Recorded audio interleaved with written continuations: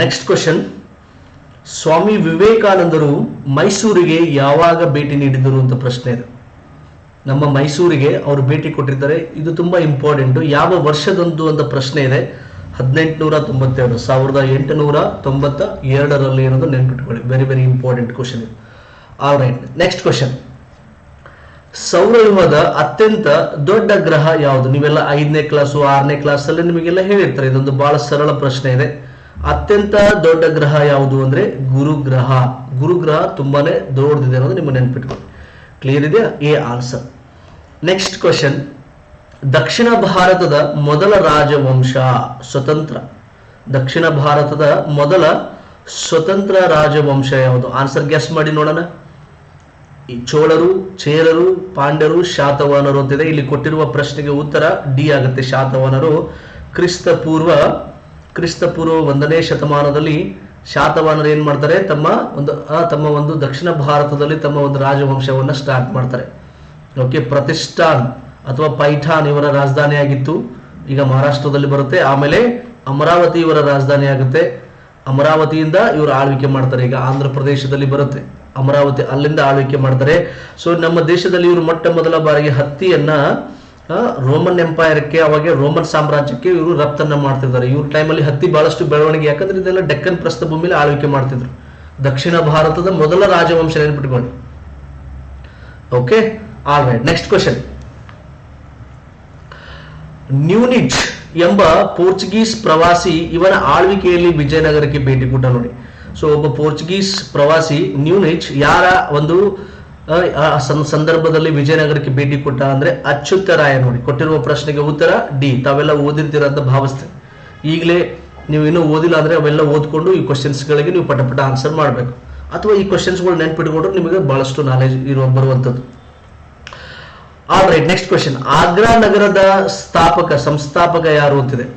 ಆಗ್ರಾ, ಈಗ ಆಗ್ರಾ ನಗರ ಇದೆ, ತಾಜ್ ಮಹಲ್ಗೆ ಬಹಳ ಫೇಮಸ್, ಉತ್ತರ ಪ್ರದೇಶದಲ್ಲಿದೆ. ಇದರ ಸಂಸ್ಥಾಪಕ ಯಾರಪ್ಪ ಅಂದ್ರೆ ಸಿಕಂದರ್ ಲೋಧಿ ನೋಡಿ. ಇವನು ಇದಕ್ಕೆ ಫೇಮಸ್. ಆಗ್ರಾ ನಗರವನ್ನ ನಿರ್ಮಿಸಿ ತನ್ನ ರಾಜಧಾನಿಯನ್ನಾಗಿ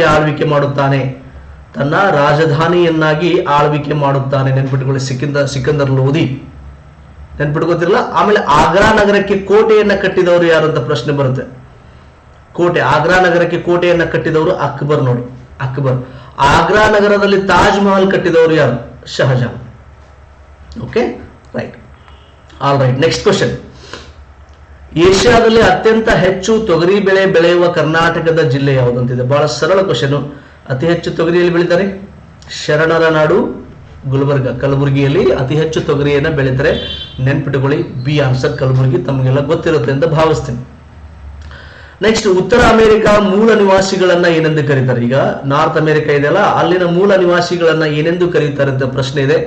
option A Eskimo, option B red Indians, option C pigmy, option D Ainu ಅಂತಿದೆ. ಇಲ್ಲಿ ಕೊಟ್ಟಿರುವ ಪ್ರಶ್ನೆಗೆ ಉತ್ತರ ನೋಡಿ ರೆಡ್ ಇಂಡಿಯನ್ಸ್ ನೋಡಿ.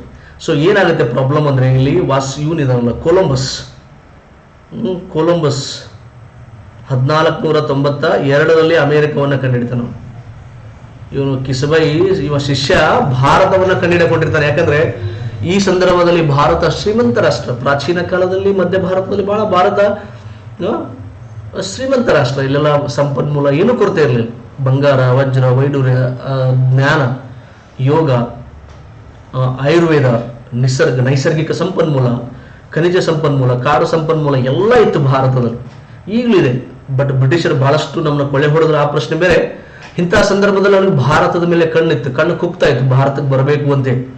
ಅವನು ದಾರಿ ತಪ್ಪಿದ ಮಗನಾಗಿ ಏನ್ ಮಾಡ್ತಾನೆ, ಅವನ ಹಡಗು ಏನಾಗುತ್ತೆ, ಆ ಕಡೆ ಹೋಗುತ್ತೆ. ಹೋದ್ಮೇಲೆ ಫಸ್ಟ್ ಆಫ್ ಆಲ್ ಒಂದು ತಪ್ಪು ಮಾಡ್ಯಾನ. ಯಾರು? ಕೊಲಂಬಸ್. ಅಮೆರಿಕವನ್ನು ಕಂಡುಹಿಡಿದವನು ಕೊಲಂಬಸ್. ಫಸ್ಟ್ ಆಫ್ ಆಲ್ ದಾರಿ ತಪ್ಪೇನೋ, ಒಂದೇ ತಪ್ಪು. ಎರಡನೇ ತಪ್ಪು, ಅವನು ಯಾವ್ದು ಜಾಗ ಕಂಡುಹಿಡಿದನೋ ಅದೇ ಭಾರತ ಅಂತ ಘೋಷಣೆ ಮಾಡ್ಬಿಟ್ಟ, ಅದೇ ಇಂಡಿಯಾ ಅಂತ ಘೋಷಣೆ ಮಾಡಿದ. ಉತ್ತರ ಅಮೆರಿಕವನ್ನೇ ಇಂಡಿಯಾ ಅನ್ಕೊಂಡ್ಬಿಟ್ಟ. ಅಲ್ಲಿ ವಾಸ ಮಾಡೋರಿಗೆ ರೆಡ್ ಇಂಡಿಯನ್ಸ್ ನಮ್ಮ ಹೆಸರೇ ಬಂತು ನೋಡ್ರಿ, ಇಂಡಿಯನ್ಸ್. ಯಾಕಂದ್ರೆ ಅಲ್ಲಿನ ಜನ ರೆಡ್ ಇದ್ದಾರೆ, ಬೆಳ್ಳಗಿದ್ದಾರೆ, ಕೆಂಪು ಮಂಗೇನಂಗಿದಾರ, ರೆಡ್ ಇಂಡಿಯನ್ಸ್ ಅಂತ ಹೆಸರು ಕೊಟ್ಬಿಟ್ಟ. ಇವತ್ತಿಗೂ ಕೂಡ ಆ ಉತ್ತರ ಅಮೆರಿಕದ ಮೂಲ ನಿವಾಸಿಗಳನ್ನ ರೆಡ್ ಇಂಡಿಯನ್ಸ್ ಅಂತ ಕರೀತಾರೆ. ಆ ಕಿಸಬಾಯಿ ಮಾಡಿದ ಒಂದು ಮಿಸ್ಟೇಕಿಗೆ ಇವತ್ತಿಗೂ ಅದ ಹೆಸರು ಹಂಗೆ ಉಳ್ಕೊಂಡ್ಬಿಟ್ಟದ. ಹೋಲ್ಬಿಟ್ರಿ, ಏನ್ ಮಾಡೋದ. Next question. ಆಲ್ ರೈಟ್, ಅಧಿಕಾರದಲ್ಲಿದ್ದಾಗಲೇ ನಿಧನರಾದ ಮೊದಲ ಪ್ರಧಾನಿ ಯಾರು ಅಂತಿದೆ. ಅಧಿಕಾರದಲ್ಲಿದ್ದಾಗಲೇ ನಿಧನರಾದ ಮೊದಲ ಪ್ರಧಾನಮಂತ್ರಿ ಜವಾಹರ್ಲಾಲ್ ನೆಹರು, ನಿಮ್ಗೆ ಗೊತ್ತಿರ್ಬೇಕು. ಸೊ ವಯೋಸಹಜವಾಗಿ, ಯಾಕಂದ್ರೆ ವಯಸ್ಸಾಗಿದ್ದವರಿಗೆ ಕಾಯಿಲೆಯಿಂದ ಬಳಲ್ತಿದ್ರು, ಸೊ ಅವ್ರು ನಿಧನರಾದ. ಅದಾದ್ಮೇಲೆ ಮತ್ತೆ ಯಾರು ಅಂತ ಪ್ರಶ್ನೆ ಬರುತ್ತೆ. ಬಹಳ ಜನ ಏನ್ ಕನ್ಫ್ಯೂಸ್ ಮಾಡ್ಕೊತೀರಾ, ರಾಜೀವ್ ಗಾಂಧಿ ಕೂಡ ಅಧಿಕಾರದಲ್ಲಿದ್ದಲ್ಲೇ ನಿಧನರಾಗಿದ್ದಾರೆ ಅನ್ಕೊಂಡ್ರೆ ತಪ್ಪು. ಅವ್ರ ಅಧಿಕಾರದಿಂದ ಕೆಳಗಿಳಿದ ಮೇಲೆ ಮುಂದೆ ಎಲೆಕ್ಷನ್ ಪ್ರಚಾರಕ್ಕೆ ಹೋದ ಸತ್ತಿದ್ದಾರೆ. ಅಧಿಕಾರದಲ್ಲಿದ್ದಾಗೆ ಸತ್ತವರು ಯಾರು ಗೊತ್ತಾ? ಜವಾಹರ್ಲಾಲ್ ನೆಹರು, ಲಾಲ್ ಬಹದ್ದೂರ್ ಶಾಸ್ತ್ರಿ, ಇಂದಿರಾ ಗಾಂಧಿ. ಗೊತ್ತಾಯ್ತಾ? ಜವಾಹರ್ಲಾಲ್ ನೆಹರು, ಲಾಲ್ ಬಹದ್ದೂರ್ ಶಾಸ್ತ್ರಿ, ಇಂದಿರಾ ಗಾಂಧಿ ಇವರೆಲ್ಲ ಅಧಿಕಾರದಲ್ಲಿದ್ದಾಗಲೇ ಮರಣ ಹೊಂದಿರುವಂಥದ್ದು. ಆದ್ರೆ ರಾಜೀವ್ ಗಾಂಧಿ ಅಲ್ಲ, ನೆನ್ಪಿಟ್ಕೊಳ್ಳಿ. ವಿಶ್ವಸಂಸ್ಥೆಯ ಸಾಮಾನ್ಯ ಸಭೆಯ ಅಧ್ಯಕ್ಷರಾಗಿದ್ದ ಮೊದಲ ಭಾರತೀಯ ಮಹಿಳೆ, ಬಹಳ ಹೆಮ್ಮೆ ಪಡುವಂಥದ್ದು, ಮೊದಲ ಭಾರತೀಯ ಮಹಿಳೆ ಯಾರಪ್ಪ ಅಂದ್ರೆ ಜವಾಹರ್ಲಾಲ್ ನೆಹರು ಅವರ ಸಹೋದರಿ ವಿಜಯಲಕ್ಷ್ಮಿ ಪಂಡಿತ್. ಇವರು ಜವಾಹರ್ಲಾಲ್ ನೆಹರು ಅವರ ಸಹೋದರಿ. ಇವರು ವಿಶ್ವಸಂಸ್ಥೆಯ ಸಾಮಾನ್ಯ ಸಭೆಯ ಮೊದಲ ಭಾರತೀಯ ಮಹಿಳೆ ಅಧ್ಯಕ್ಷ ಸ್ಥಾನವನ್ನ ವಹಿಸಿಕೊಂಡಿರುವಂಥದ್ದು. All right, next question. ಬ್ರಿಟಿಷರ ವಿರುದ್ಧ ಹೋರಾಡಲು ನೆಪೋಲಿಯನ್ ಸಹಕಾರ ಕೋರಿದ್ದ ದೊರೆ ಯಾರು? ಇದು ಬೆಂಕಿ ಕ್ವಶನ್, ಬೆಂಕಿ. 1797-98 ಈ ಸಂದರ್ಭದಲ್ಲಿ ನೆಪೋಲಿಯನ್ ಸಹಕಾರ ಕೋರಿದ್ದು ಟಿಪ್ಪು ಸುಲ್ತಾನ್. ಮುಂದೆ 1799ರಲ್ಲಿ ಟಿಪ್ಪು ಸುಲ್ತಾನನ ನಿಧನ ಆಗುತ್ತೆ, ಡೆತ್ ಆಗುತ್ತೆ. ಆ ಒಂದು ನಿಧನ ಆಗಿದ್ದ ಮುಂಚೆ ಒಂದು 2-3 ವರ್ಷ ನೆಪೋಲಿಯನ್ ಸಹಕಾರ. ಅಲ್ಲಿ ಯುರೋಪ್ ಅಲ್ಲಿ ಜಾಕೋಬಿಯನ್ ಕ್ಲಬ್ ಅಂತ ಇರುತ್ತೆ, ಜಾಕೋಬಿಯನ್ ಕ್ಲಬ್. ಆ ಕ್ಲಬ್ ನ ಮೆಂಬರ್ಶಿಪ್ ಸಿಕ್ಕಿರುತ್ತೆ ಟಿಪ್ಪು ಸುಲ್ತಾನ್ಗೆ. ವಿಚಾರ ಮಾಡಿ, ಅಂದ್ರೆ ದೂರದೃಷ್ಟಿ ಇತ್ತು. ಈಗೆಲ್ಲ ಮಾಡ್ಕೊಳ್ಳಲ್ಲ ಅಮೆರಿಕ, ಯುರೋಪಿನ ಎಲ್ಲ ರಾಷ್ಟ್ರಗಳನ್ನ ಒಂದು ಮಾಡ್ಕೊಂಡು ತನ್ನ ಫ್ರೆಂಡ್ಶಿಪ್ ಮಾಡ್ಕೊಂಡು ಬೇರೆ ದೇಶಗಳ ಆಳಲ್ಲ. ಅಮೆರಿಕ ಜಗತ್ತಾಳತ್ತೆ, ಅದಕ್ಕೆ ಬಹಳಷ್ಟು ಶ್ರೀಮಂತ ರಾಷ್ಟ್ರಗಳ ಫ್ರೆಂಡ್ಶಿಪ್ ಬೇಗ ಅವಶ್ಯಕ ಇದೆ. ಹಾಗೆ ಟಿಪ್ಪು ಸುಲ್ತಾನ್ ಈ ಬ್ರಿಟಿಷರ್ನ ಒದ್ದು ಹೊರಗೆ ಹಾಕ್ಬೇಕಂದ್ರೆ ನಾನು ಬೇರೆ ರಾಷ್ಟ್ರಗಳ ಒಂದು ಗುಂಪು ಮಾಡ್ಕೋಬೇಕು. ಜಕೋಬಿಯನ್ ಕ್ಲಬ್ ಅಲ್ಲಿ ಒಂದು ರೂಲ್ಸ್ ಏನ್ ಗೊತ್ತಾ? ಇದರಲ್ಲಿ ಒಂದು 10 ಜನ ಸದಸ್ಯರಿದ್ದಾರೆ ಅನ್ಕೊಳ್ಳೋಣ, 10 ಜನ ಸದಸ್ಯರಿದ್ದಾರೆ ಅನ್ಕೊಳ್ಳೋಣ. ಒಬ್ಬನಿಗೆ ಯಾರಿಗಾದ್ರೂ ಸಮಸ್ಯೆ ಆದ್ರೆ ಉಳಿದ 9 ಜನ ಬರ್ಬೇಕು. ನ್ಯಾಟೋ ಇಲ್ಲ ಈಗ, ನ್ಯಾಟೋ ಕೇಳಿದಿರ್ತಾನೆ, ನಾರ್ತ್ ಅಟ್ಲಾಂಟಿಕ್ ಟ್ರೀಟಿ ಆರ್ಗನೈಸೇಷನ್ ಇಲ್ಲ. ಅಮೆರಿಕ ಮತ್ತು ಅಮೆರಿಕದ ಮಿತ್ರ ರಾಷ್ಟ್ರಗಳ ಒಂದು ಮಿಲಿಟರಿ ಒಕ್ಕೂಟ, ಸೇಮ್ ಜಾಕೋಬಿಯನ್ ಕ್ಲಬ್. ಆದ್ರೆ ಒಂದು ಸದಸ್ಯತ್ವ ಕೂಡ ಟಿಪ್ಪು ಸುಲ್ತಾನ್ ಸಿಕ್ಕಿತ್ತು. ಎಂತ ದೂರದೃಷ್ಟಿಯ, ಒಳ್ಳೆ ಆಡಳಿತಗಾರ. ಟಿಪ್ಪು ಸುಲ್ತಾನ್ ಸಂಬಂಧಪಟ್ಟಂಗೆ ಬಹಳಷ್ಟು ಕಾಂಟ್ರವರ್ಸಿಗಳಿದೆ, ಅದ್ರ ಬಗ್ಗೆ ನಾವು ಮಾತಾಡಲ್ಲ. ಆದ್ರೆ ಅಡ್ಮಿನಿಸ್ಟ್ರೇಟಿವ್ ವೈಸ್, ಆಡಳಿತಾತ್ಮಕವಾಗಿ ಬಹಳಷ್ಟು ದೂರದೃಷ್ಟಿ ಇತ್ತು ಅನ್ನೋದನ್ನ ನೋಡ್ಬೇಕು. ಸತತ 3 ಕನ್ನಡ ಸಾಹಿತ್ಯ ಸಮ್ಮೇಳನಗಳ ಅಧ್ಯಕ್ಷ ಯಾರಾಗಿದ್ದವರು ಯಾರಂತಿದೆ? ಮೊದಲ 3, ಫಸ್ಟ್ ಏನು ಕನ್ನಡ ಸಾಹಿತ್ಯ ಸಮ್ಮೇಳನ ಶುರು ಆಯ್ತಲ್ಲ, ಮೊದಲ 3 ಯಾರಪ್ಪ ಅಂದ್ರೆ ಎಚ್.ವಿ. ನಂಜುಂಡಯ್ಯ. ನೋಡ್ರಿ, ಬಿ ಆನ್ಸರ್. ಕೊಟ್ಟಿರುವ ಪ್ರಶ್ನೆಗೆ ಆನ್ಸರು ಎಚ್.ವಿ. ನಂಜುಂಡಯ್ಯ ಸತತವಾಗಿ 3 ಕನ್ನಡ ಸಾಹಿತ್ಯ ಸಮ್ಮೇಳನ ಅಧ್ಯಕ್ಷತೆಯನ್ನು ವಹಿಸಿಕೊಂಡಿದ್ದರು. All right, next question. ಸಂವಿಧಾನದ ಯಾವ ತಿದ್ದುಪಡಿಯು ದೆಹಲಿಯನ್ನ ರಾಷ್ಟ್ರೀಯ ರಾಜಧಾನಿ ಭೂಭಾಗ ಎಂದು ಘೋಷಿಸುತ್ತಿದೆ? ಈಗ ದೆಹಲಿ ಇದೆಯಲ್ಲ, ನ್ಯಾಷನಲ್ ಕ್ಯಾಪಿಟಲ್ ಟೆರಿಟರಿ ಅಂತ ಘೋಷಣೆ ಮಾಡಲಾಯಿತು. ರಾಷ್ಟ್ರೀಯ ರಾಜಧಾನಿ ಭೂಭಾಗ, ಅದು ಎಷ್ಟನೇ ಸಂವಿಧಾನ ತಿದ್ದುಪಡಿ ಅಂದ್ರೆ 69ನೇ ಸಂವಿಧಾನ ತಿದ್ದುಪಡಿ. ನೆನ್ಪಿಟ್ಟುಕೊಳ್ಳಿ, very very important. Next question. ತೃತೀಯ ಜಗತ್ತಿನ ರಾಷ್ಟ್ರಗಳು ಎಂದು ಯಾವುದಕ್ಕೆ ಕರೆಯುತ್ತಾರೆ? ಸ್ವಲ್ಪ ವಿಚಾರ ಮಾಡಿ ನೋಡೋಣ. ಆನ್ಸರ್ ಗೆಸ್ ಮಾಡಿದ್ದು. ಇದು ಭಾರಿ ಅದು ಕ್ವಶನ್ ಇದೆ, ಬೆಂಕಿ ಕ್ವಶನ್ ಇದೆ. ತೃತೀಯ ಜಗತ್ತಿನ ರಾಷ್ಟ್ರಗಳು ಎಂದು ಯಾವುದಕ್ಕೆ ಕರೀತಾರೆ? Third world countries.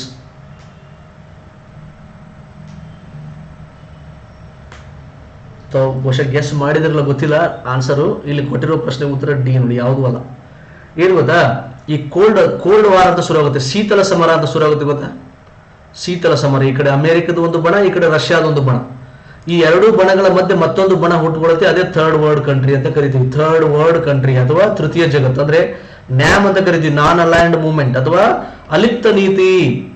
ನಾವು ನಿಮ್ಮ ಗುಂಪು ಸೇರಲ್ಲ, ನಿಮ್ಮ ಗುಂಪು ಸೇರಲ್ಲ, ನಮ್ದೇ ಒಂದು ಸಪರೇಟ್ ಗುಂಪು ಅನ್ನೋದು ಅಲಿಪ್ತ ನೀತಿ. ಇದರ ಮುಂದಾಳತ್ವ ವಹಿಸಿಕೊಂಡು Jawaharlal Nehru. This is the biggest flop show. ಭಾರಿ ಏನ್ರಿ ಸರ್, 100 ಕೋಟಿ ರೂಪಾಯಿ ಹಾಕಿ ಪಿಕ್ಚರ್ ಮಾಡ್ಯಾನ್ರಿ, ಆದ್ರೆ 3 ದಿನನೂ ಓಡ್ಲಿಲ್ಲ, 3 ದಿವಸಕ್ಕೆ ಕೌದಿ ಹೊಚ್ಕೊಂಡು ಮಕ್ಕೊಂತ ಡಬ್ಬಿತ್ತು, ಪಿಕ್ಚರ್ ಓಡ್ಲಿಲ್ಲ ಅಂತಾರಲ್ಲ ಹಾಗೆ. ಸೊ ನೆಹರುಗೆ ಇದು ಬೇಕಾಗಿರ್ಲಿಲ್ಲ, ಅಲಿಪ್ತ ನೀತಿ ಅವಶ್ಯಕತೆ ಇರಲಿಲ್ಲ. ಇವೆಲ್ಲ ರಾಜಕೀಯ, ಬಣ ರಾಜಕೀಯ ಎಲ್ಲ ಶ್ರೀಮಂತರಿಗೆ. ನಾವು ಆಗ ತರ ಸ್ವತಂತ್ರ ಪಡ್ಕೊಂಡಿದ್ವಿ, ನಾವು ಬ್ರಿಟಿಷರ ಒಂದು ತುಳಿತಕ್ಕೊಳಗಾಗಿ ಬಹಳ ಬಡವರಾಗಿ ಬಿಟ್ಟಿದ್ವಿ. ನಾವೆಲ್ಲ ಬಹಳ ಶ್ರೀಮಂತರು, ಆದ್ರೆ ಬ್ರಿಟಿಷರ ಆಡಳಿತಕ್ಕೊಳಗಾಗಿ ಬಹಳ ಬಡತರಾಗಿದ್ದು. ಇಂಥದ್ರಾಗ ರಾಜಕೀಯ ಮಾಡಕ್ ಹೋಗ್ಬಾರ್ದು. ನೀವು ಊರಾಗ ನೀವು ಬಡವರಾಗಿದ್ರೆ ಎಂದೂ ರಾಜಕೀಯ ಮಾಡಕ್ ಹೋಗ್ಬೇಡ್ರಿ, ನಿಮ್ ಸಂಸಾರ ಎಂದೂ ಉದ್ಧಾರ ಆಗಲ್ಲ. ಎಲ್ಲಾ ತುಂಬಿದ ಮೇಲೆ, ಹೊಟ್ಟಿ ತುಂಬಿದ ಮೇಲೆ, ಎಲ್ಲಾ ತುಂಬಿದ ಮೇಲೆ ಊರ ರಾಜಕೀಯ ಮಾಡಿ. ದಿನ ಎಷ್ಟು ಖರ್ಚು ಬಂದ್ರೂ ತಲೆ ಕೆಡಿಸ್ಕೊಳಂಗಿರ್ಬಾರ್ದು. ಹಂಗಿದ್ರೆ ರಾಜಕೀಯ ಮಾಡಬೇಕು, ನೀವು ಗುಂಪುಗಾರಿಕೆ ಮಾಡಬೇಕು, ಬಣ ಮಾಡಬೇಕು. ನಮ್ಮ ಹೊಟ್ಟಿಗೆ ನಮಗೆ ಗತಿ ಇಲ್ಲ ಮೇಲೆ ಮಾಡಕ್ ಹೋಗ್ಬಾರ್ದು ರಾಜಕೀಯ, ಅರ್ಥ ಆಯ್ತಾ? ಸೊ ಹಾಗೆ ಭಾರತ ಸ್ವಾತಂತ್ರ್ಯ ಸಿಕ್ಕ ನಂತರ ಇದೊಂದು ಮಿಸ್ಟೇಕ್ ಮಾಡುತ್ತೆ. ಮತ್ತೊಂದು ತೃತೀಯ ಜಗತ್ತು ಅಂದ್ರೆ ಅಮೆರಿಕ ಬಣ ಮತ್ತು ರಷ್ಯಾದ ಬಣ ಹೊರತುಪಡಿಸಿ ಬೇರೆ ನಾವು ಇರ್ತೀವಿ ನಾವು ಅಂತ ಹೇಳಿ ತೃತೀಯ ಜಗತ್ತನ್ನ ನಿರ್ಮಾಣ ಮಾಡ್ತಾರೆ. ಇದಕ್ಕೆ ಅಲಿಪ್ತ ನೀತಿ ಅಂತ ಕರೀತಾರೆ. ನಾನ್ ಅಲೈನ್ಡ್ ಮೂವ್ಮೆಂಟ್, ನ್ಯಾಮ್ ಅಂತ ಕರೀತಾರೆ. ನಾನ್ ಅಲೈನ್ಡ್ ಮೂವ್ಮೆಂಟ್ ಇದರ ನೇತೃತ್ವ ವಹಿಸಿಕೊಂಡರು ನೆಹರು. ಅವುಗಳಿಗೆ ತೃತೀಯ ಜಗತ್ತು ಅಂತ ಕರೀತಾರೆ. ಕ್ಲಿಯರ್ ಇದೆ? ಯಾವ ಸಂಬಂಧ ಇಲ್ಲ ಉಳಿದಿದ್ದು. ಶ್ರೀಮಂತ ಬಡವ ಯಾವುದೋ ಸಂಬಂಧ ಇಲ್ಲ ಅಂದ್ರೆ ಇಲ್ಲಿ. ಓಕೆ, ಇದರಲ್ಲಿ ಅಲಿಪ್ತ ನೀತಿಯಲ್ಲಿ ಕೆಲವೊಂದು ಶ್ರೀಮಂತ ರಾಷ್ಟ್ರಗಳು ಕೂಡ ಇದ್ದವು. ಆಯ್ತಾ? ನೆಕ್ಸ್ಟ್ ಕ್ವೆಶ್ಚನ್, ಪ್ರಪಂಚದಲ್ಲಿ ಈಗಿರುವ ಅತ್ಯಂತ ವಿಶಾಲವಾದ ಮ್ಯಾಂಗ್ರೋವ್ ಅರಣ್ಯ ಯಾವುದಂತಿದೆ? ಮ್ಯಾಂಗ್ರೋವ್ ಕಾಡುಗಳು. ಪ್ರಪಂಚದಲ್ಲಿ ಈಗಿರುವ ಅತ್ಯಂತ ವಿಶಾಲವಾದ ಮ್ಯಾಂಗ್ರೋವ್ ಅರಣ್ಯ ಯಾವುದಂದ್ರೆ ಸುಂದರ್ಬನ್ಸ್ ನೋಡಿ. B answer Sundarbans. B answer Sundarbans. Okay, next ಅಂತಾರಾಷ್ಟ್ರೀಯ ವ್ಯಾಪಾರದ ಕಾವಲುಗಾರ ಯಾರು ಅಂದ್ರೆ ಇಂಟರ್ನ್ಯಾಷನಲ್, ಅಂತಾರಾಷ್ಟ್ರೀಯ ಮಟ್ಟದಲ್ಲಿ ಎಲ್ಲಾ ವ್ಯಾಪಾರ ಸುಸೂತ್ರವಾಗಿ ನಡೀಬೇಕು. ವ್ಯಾಪಾರದಲ್ಲಿ ಏನೇ ಸಮಸ್ಯೆಗಳಿದ್ರೆ ಬಗೆಹರಿಸೋದು ಯಾವುದಂದ್ರೆ ವಿಶ್ವ ವಾಣಿಜ್ಯ ಸಂಘಟನೆ, WTO, ವರ್ಲ್ಡ್ ಟ್ರೇಡ್ ಆರ್ಗನೈಸೇಷನ್ ನೆನ್ಪಿಟ್ಕೊಳ್ಳಿ. ಓಕೆ, ನೆಕ್ಸ್ಟ್ ಕ್ವೆಶ್ಚನ್, ಸಾರ್ವಜನಿಕ ಹಿತಾಸಕ್ತಿ ಮೊಕದ್ದಮೆ ಕಲ್ಪನೆ ಮೊದಲು ಎಲ್ಲಿ ಪ್ರಾರಂಭವಾಯಿತು ಅಂದ್ರೆ ಪಬ್ಲಿಕ್ ಇಂಟ್ರೆಸ್ಟ್ ಲಿಟಿಗೇಷನ್ ಅಂತ ಕರೀತಾರೆ, PIL. ಸಾರ್ವಜನಿಕ ವಿಷಯಗಳನ್ನ ಕೋರ್ಟ್ ಅಲ್ಲಿ ವಿಚಾರಣೆ ಮಾಡಿಸೋದು. ಕ್ಲಿಯರ್ ಇದೆಯಾ? ಸಾರ್ವಜನಿಕ ಹಿತಾಸಕ್ತಿ ಮೊಕದ್ದಮೆ, ಸಾರ್ವಜನಿಕ ವಿಷಯಗಳಿಗೆ ಕೋರ್ಟ್ ಅಟೆನ್ಷನ್ ಕೊಡೋದು ಅಂತ ಕರಿತೀವಿ. ಇದು ಶುರುವಾಗಿದ್ದು ಫಸ್ಟ್ ಯಾವ ರಾಷ್ಟ್ರದಲ್ಲಿ ಅಂದ್ರೆ ರಷ್ಯಾ ದೇಶದಲ್ಲಿ ಇದು ಶುರುವಾಯಿತು. B answer. ಈಗ ನಮ್ಮ ಭಾರತದಲ್ಲಿ ಕೂಡ ಬಹಳಷ್ಟು ಪ್ರಚಲಿತವಾಗಿದೆ. ಆಲ್ರೈಟ್, ನೆಕ್ಸ್ಟ್ ಕ್ವೆಶ್ಚನ್, ಸಾಮಾನ್ಯವಾಗಿ ಅತಿ ಹಾನಿಕರ ಭೂಕಂಪದ ಅಲೆಗಳು ಯಾವುವು? ತುಂಬಾ ಡೇಂಜರಸ್ ಅಂತ ಕರಿತೀವಿ. ಭೂಕಂಪದ ಅಲೆಗಳು ಗೊತ್ತಲ್ಲ ನಿಮಗೆ? P ವೇವ್ಸ್, ಪ್ರೈಮರಿ ವೇವ್ಸ್ ಅಂತ ಬರುತ್ತೆ, S waves, secondary waves, next surface waves, ಈ ತರ ಎಲ್ಲ ಬರ್ತದೆ. ಸೊ ಇದರಲ್ಲಿ ತುಂಬಾ ಡೇಂಜರಸ್, ತುಂಬಾ ಡಿಸ್ಟ್ರಕ್ಟಿವ್ ಯಾವುದಪ್ಪ ಅಂದ್ರೆ ಸರ್ಫೇಸ್ ಅಲೆಗಳು ನೋಡಿ. D answer. ಓಕೆ, ನೆಕ್ಸ್ಟ್, ಕಾಮಗಾಟು ಮಾರು ಘಟನೆ ಯಾವ ವರ್ಷದಲ್ಲಿ ಜರುಗಿತು? ಕಾಮಗಾಟು ಮಾರು ಅಂದ್ರೆ ಏನ್ ಗೊತ್ತಾ? ಸೊ ಇದು ಭಾರತ, ಇದು ಕೆನಡಾ. ಭಾರತೀಯರು ಮತ್ತೆ ಇಲ್ಲೆಲ್ಲ ಸಿಂಗಾಪುರಲ್ಲೆಲ್ಲ ವಾಸ ಮಾಡ್ತಿದ್ರಲ್ಲ, ಇವರೆಲ್ಲ ಏನ್ ಮಾಡ್ತಾರೆ, ಕೆನಡಾದಲ್ಲಿ ವಾಸ ಮಾಡ್ತಾರೆ. ಇವತ್ತಿಗೂ ಕೂಡ ಕೆನಡಾದಲ್ಲಿ ಭಾರತೀಯರು ಬಹಳ ಇದ್ದಾರೆ, ಬಹಳ ವಿಶೇಷವಾಗಿ ಪಂಜಾಬ್ದವರು. ಓಕೆ, ಸೊ ಕೆನಡಾ ಏನ್ ಮಾಡುತ್ತೆ, ಒಂದಿಷ್ಟು ದಿನ ಬ್ಯಾನ್ ಮಾಡ್ಬಿಡುತ್ತೆ, ಭಾರತೀಯರಿಗೆ ಅವಕಾಶ ಇಲ್ಲ ಅಂತ ಹೇಳಿ ಹೇಳ್ಬಿಡುತ್ತೆ. ಸೊ ಭಾರತೀಯರಿಗೆ ಅವಕಾಶ ಇಲ್ಲ ಅಂತ ಭಾರತೀಯರು ಎಲ್ಲ ಯಾರು ಹೋಗಂಗಿಲ್ಲ ಅಂತ ಹೇಳ್ತಾರೆ. ಮತ್ತೇನ್ ಮಾಡುತ್ತೆ ಅಲ್ಲಿನ ಸುಪ್ರೀಂ ಕೋರ್ಟ್ ಏನ್ ಹೇಳುತ್ತೆ, ಇಲ್ಲ ಇದು ತಪ್ಪು, ಈ ಒಂದು ಕಾಯ್ದೆ ತಪ್ಪು, ಭಾರತೀಯರಿಗೆ ಅವಕಾಶ ಕೊಡಬೇಕು ಅಂತ ಹೇಳಿದಾಗ ಇಲ್ಲಿನ ಬಹಳಷ್ಟು ಜನ ಈ ಸಿಂಗಾಪುರ್ ಮತ್ತೆ ಇಲ್ಲಿನೆಲ್ಲ ಭಾರತೀಯರೆಲ್ಲ ಒಂದು ಹಡಗಲಿ, ಕಾಮಗಾಟು ಒಂದು ಹಡಗಲಿ ಏನ್ ಮಾಡ್ತಾರೆ, ಹೋಗ್ತಾರೆ. ಸೊ ಕೆನಡಾಗೆ ಹೋಗ್ತಾರೆ. ಅವಾಗೆಲ್ಲ ಹಡಗಲಿ 2 ತಿಂಗಳು 3 ತಿಂಗಳು ಹೋಗ್ಬೇಕು. ಇವರು ಹೋಗೋಷ್ಟರಲ್ಲೇ ಮತ್ತೊಂದು ಕಾಯ್ದೆಯನ್ನ ಮಾಡಿ, ಕೆನಡಾ ಮತ್ತೊಂದು ಕಾಯ್ದೆ ಮಾಡಿ ಮತ್ತೆ ಬ್ಯಾನ್ ಮಾಡುತ್ತೆ. ಸುಪ್ರೀಂ ಕೋರ್ಟ್ ಅನ್ನು ಓವರ್ ರೂಲ್ ಮಾಡ್ತಾರೆ. ಸುಪ್ರೀಂ ಕೋರ್ಟ್ ಆರ್ಡರ್ಗೆ ಮತ್ತೊಂದು ಕಾಯ್ದೆ ಮಾಡಿ ಮತ್ತೆ ಬ್ಯಾನ್ ಮಾಡ್ತಾರೆ. ಇವ್ರು ದಂಡಿಗೆ ಹೋಗೋದ್ರೆ ಬಂದ್ ಮಾಡ್ಬಿಟ್ಟಿರ್ತಾರೆ. ಸೊ ಒಳಗೆ ಹೋಗಕ್ಕಾಗಲ್ಲ ಇವ್ರಿಗೆ, ಏನ್ ಮಾಡಿದ್ರು ಒಳಗೆ ಬಿಟ್ಕೊಳಲ್ಲ, ಮತ್ತೆ ಹಡಗು ವಾಪಸ್ ಬರ್ಬೇಕು. ಈಗ ಆಹಾರದ ಸಮಸ್ಯೆ ಎಲ್ಲ ಬಹಳ ಆಗ್ತದೆ, ಯಾಕಂದ್ರೆ ಹೋಗಕ್ಕೆ ಎಷ್ಟು ಬೇಕು ಅಷ್ಟೇ ತಗೊಂಡಿರ್ತಾರೆ ಆಹಾರ, ವಾಪಸ್ ಬರ್ಬೇಕಲ್ಲ, ಕಷ್ಟ ಆಗುತ್ತೆ. ಇಲ್ಲಿ ಬಂದ್ಮೇಲೆ ಬಂಗಾಳಲ್ಲಿ ಒಂದು ಬಜ್ ಅಂತ ಹೇಳಿ ಒಂದು ಇದಿರುತ್ತೆ, ಬಂದರ್ ಇರುತ್ತೆ. ಅಲ್ಲಿ ಬಂದಾಗ ಮತ್ತೆ ಬ್ರಿಟಿಷರು ಏನ್ ಮಾಡ್ತಾರೆ, ಬಹಳಷ್ಟು ಶೋಷಣೆ ಮಾಡ್ತಾರೆ.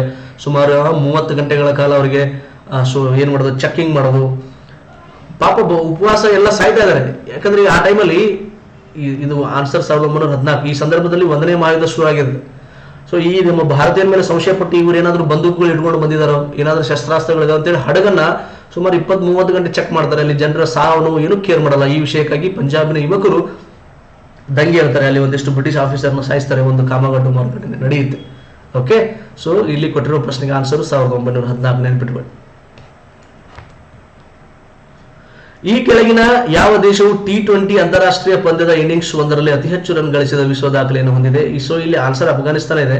ಬಟ್ ಇತ್ತೀಚೆಗೆ ಮತ್ತೆ 2023ರಲ್ಲಿ ನೇಪಾಳ ನೋಡಿ, ನೇಪಾಳ ಮಂಗೋಲಿಯಾದ ವಿರುದ್ಧ ಎಷ್ಟು 315 ನೋಡಿದ ನೋಡ್ರಿ, ಹೈಯೆಸ್ಟ್ ನೇಪಾಳ ಇದೆ ನೋಡಿ.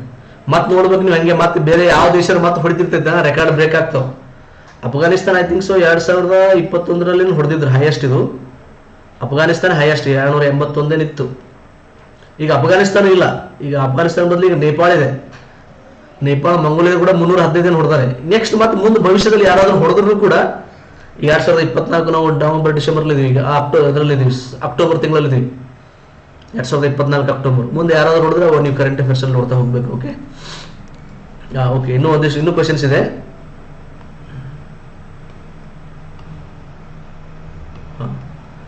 ನೆಕ್ಸ್ಟ್ ಕ್ವೆಶನ್ ನೋಡಿ, ಕೇಂದ್ರ ಸರ್ಕಾರಕ್ಕೆ ಶೇಷಾಧಿಕಾರಿಗಳನ್ನ ಹಾಗೂ ಕೇಂದ್ರದಿಂದ ರಾಜ್ಯಪಾಲರ ನೇಮಕಾತಿಗಳನ್ನ ಯಾವ ದೇಶದ ಸಂವಿಧಾನದಿಂದ ಇರಬೇಕು? ಶೇಷಾಧಿಕಾರಿಗಳಂದ್ರೆ ಗೊತ್ತಾ? ಈಗ ನಮ್ಮ ಸಂವಿಧಾನದ ಅಲ್ಲಿ 3 ಪಟ್ಟಿ ಇದೆ. ಒಂದು ಕೇಂದ್ರ ಪಟ್ಟಿ, ಇನ್ನೊಂದು ರಾಜ್ಯ ಪಟ್ಟಿ, ಇನ್ನೊಂದು ಸಮವರ್ತ ಪಟ್ಟಿ ಅಂತಿದೆ. ಈ ಪಟ್ಟಿಯಲ್ಲಿ ಹೊರತುಪಡಿಸಿ ಬೇರೆ ಬೇರೆ ಹೊಸ ಹೊಸ ವಿಷಯಗಳು ಬರ್ತವೆ. ಈಗ ಸೈಬರ್ ಕ್ರೈಮ್ ಅಂತಿದೆ. ಯಾಕಂದ್ರೆ ಅವೆಲ್ಲ ಸಂವಿಧಾನ ರಚನೆ ಮಾಡಬೇಕಾದ್ರೆ ಇರಲಿಲ್ಲ, ಹೊಸ ಹೊಸ ವಿಷಯಗಳು ಬರ್ತವೆ. ಅವುಗಳನ್ನ ಯಾರು ಹ್ಯಾಂಡಲ್ ಮಾಡಬೇಕು? ಕೇಂದ್ರನೇ ಹ್ಯಾಂಡಲ್ ಮಾಡಬೇಕು ಅಂತ ನಮ್ಮ ದೇಶದಲ್ಲಿ ಇದೆ. ಸೊ ಕೇಂದ್ರನೇ ಹ್ಯಾಂಡಲ್ ಮಾಡಬೇಕಂತ ಬಂದಾಗ ಈ ಸಂದರ್ಭದಲ್ಲಿ ಇದನ್ನು ಯಾವ ರಾಷ್ಟ್ರದಿಂದ ಎರವಲು ಪಡ್ಕೊಂಡು ಬರಲಾಗಿದೆ ಅಂದ್ರೆ ಕೆನಡಾ ದೇಶದಿಂದ ಎರವಲು ಪಡ್ಕೊಂಡು ಬರಲಾಗಿದೆ. ಶೇಷಾಧಿಕಾರಿಗಳನ್ನ ಕೇಂದ್ರ ಸರ್ಕಾರ ಹ್ಯಾಂಡಲ್ ಮಾಡಬೇಕನ್ನೋದು ನೋಡ್ಕೋಬೇಕನ್ನೋದು ಕೆನಡಾ ದೇಶದಿಂದ ಎರವಲು ಪಡೆದುಕೊಂಡು ಬರಲಾಗಿದೆ. ರಾಜ್ಯಪಾಲರ ನೇಮಕಾತಿ ಕೂಡ ಕೆನಡಾ ದೇಶದಿಂದ ಎರವಲು ಪಡೆದುಕೊಂಡು ಬರಲಾಗಿದೆ. ನೆಕ್ಸ್ಟ್ ಕ್ವೆಶ್ಚನ್, ಈ ಕೆಳಗಿನ ಮೊಘಲ್ ದೊರೆಗಳ ಸರಿಯಾದ ಕ್ರಮ ಯಾವುದು? ಮೊಘಲ್ ದೊರೆಗಳ ಸರಿಯಾದ ಕ್ರಮ, ಫಸ್ಟ್ ಯಾರು ಆಳಿದ್ರು, ಲಾಸ್ಟ್ ಯಾರು ಆಳಿದ್ರು ಅಂತ. ಅಂದ್ರೆ ಈ 4 ಜನರು ಗೆಸ್ ಮಾಡ್ತೀರಿ ನೋಡೋಣ, ಗೆಸ್ ಮಾಡ್ರಿ. ಮೊಘಲ್ ದೊರೆಗಳ ಸರಿಯಾದ ಕ್ರಮ ಯಾವುದು ಅಂತಿದೆ.